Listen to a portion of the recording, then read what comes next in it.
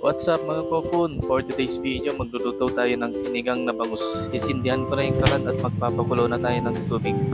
At siyempre, gagamit tayo ng malinis na water from Cagayan River. At ilalagay ko na yung sibuyas, kamatis at luya mga guys. Isang kamatis lang pala yung ginamit ko guys kasi sobrang mahal ng kamatis ngayon. Tatakpan ko muna guys para mas mabilis kumulo. At ayun guys, kumulo na. Ilalagay na natin yung bangus.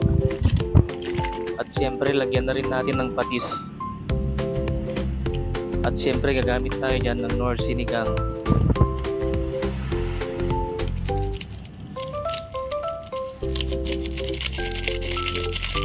At Maggi magic sarap. Takpan na muna natin guys para mas mabilis kumulo. Nagdagdag na rin naman ng asin guys, pampabalanse ng lasa. At pechay nga palang gagamitin nating gulay guys. So ayun guys, luto na yung gulay.